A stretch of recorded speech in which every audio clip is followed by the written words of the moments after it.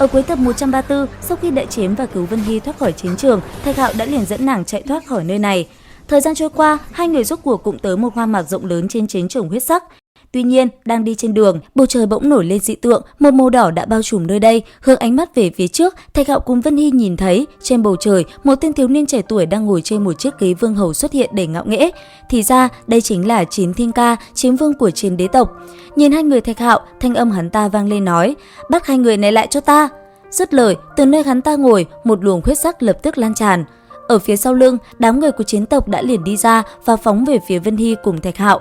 Thấy vậy, Thạch Hạo ánh mắt biến đổi, ngay lập tức phóng lên không trung, trên tay một cây trường mâu sắc nhọn xuất hiện, cầm nó huy vũ, một quả cầu mang theo lôi điện liền phát sáng. Sau đó, mang theo luồng sức mạnh khổng lồ, Thạch Hạo liền cầm nó đập thẳng về phía trước, khiến nơi đây như nổ tung, tất cả vì thế cũng bị chấn ngược lại. Nhân cơ hội đó, Thạch Hạo thân hình như tia chớp, chỉ trong tích tắc, anh ấy đã nắm lấy tay Vân Hy và chạy trốn thoát khỏi đám người kia. Trên trời cao, Chiến Thiên Ca thấy vậy thì ngạc nhiên vô cùng. Trên tay hắn ta, một màu đỏ như máu đột nhiên xuất hiện. Bàn tay huyễn hóa sau đó chỉ thẳng lên không trung. Nhất thời, chiến bia ấn như những cây gậy khổng lồ đã liền phóng xuống. Bởi vậy, phía xa xa kia, Thạch Hạo cùng Vân Hy vừa chạy trốn vừa phải tránh né hết sức vất vả. Phía sau họ, từng chiếc gậy khổng lồ chằng chịt không ngừng đánh tới. Thế nhưng, với tốc độ cùng khả năng thuấn di của mình, Thạch Hạo rất nhanh đã dẫn Vân Hy chạy thoát được khỏi đám người kia. Thời gian qua đi, khi màn đêm buông xuống, ở tại một vách núi, Thạch Hạo cùng Vân Hy, hai người đang cùng nhau ngồi bên đống lửa.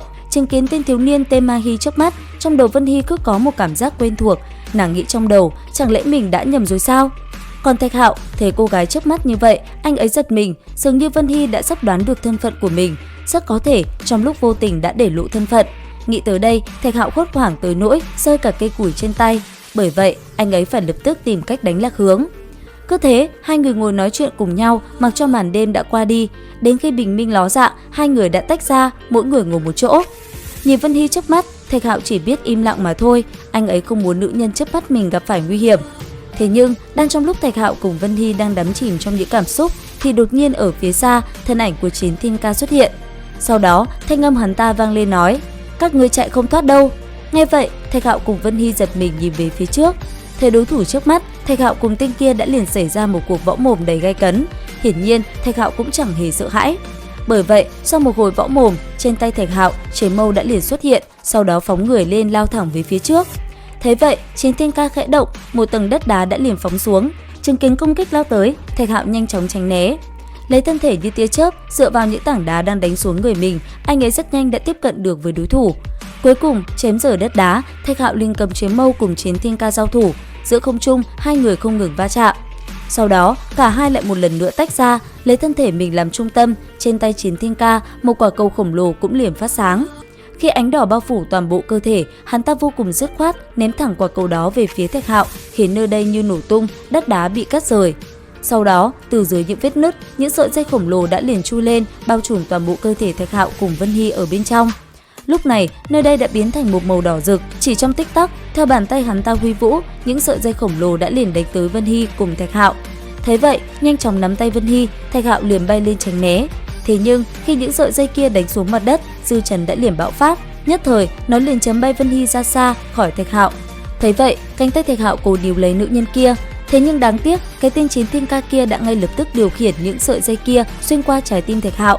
Bởi vậy, thân thể anh ấy dần mất đi sinh mệnh, sau đó dần rơi xuống dưới, hai mắt đã không còn chút sức sống nào nữa. Chứng kiến hình ảnh đó, ánh mắt Vân Hy sợ hãi, thế nhưng chưa kịp cứu Thạch Hạo, cơ thể nàng đã liền bị Chiến Thiên Ca hút lấy. Xách nàng lên tay, thanh âm hắn ta liền vang lên nói: "Gả vào chiến tộc ta, hoặc là bị ép lấy ra thiên mệnh thạch.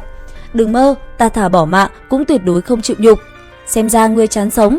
Dứt lời, bàn tay Chiến Thiên Ca liền tỏa ra ánh sáng, hút lấy sinh mệnh khí tức trong người Vân Hy.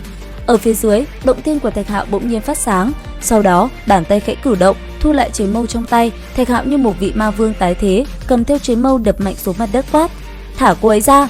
Dứt lời, Thạch Hạo lấy tốc độ như tia chớp liền lao về phía trước. Sau đó, anh ấy cùng Chiến Thiên Ca lại một lần nữa va chạm kịch liệt. Lúc này, trên bầu trời, dị tượng bạo phát, thân ảnh khổng lồ xuất hiện, hai người đại chiến long trời lở đất, khiến bao người sợ hãi. Đến đây thì hết tập 135 bản đặc biệt Thế giới hoàn mỹ. Xin chào và hẹn gặp lại các bạn ở những video tiếp theo.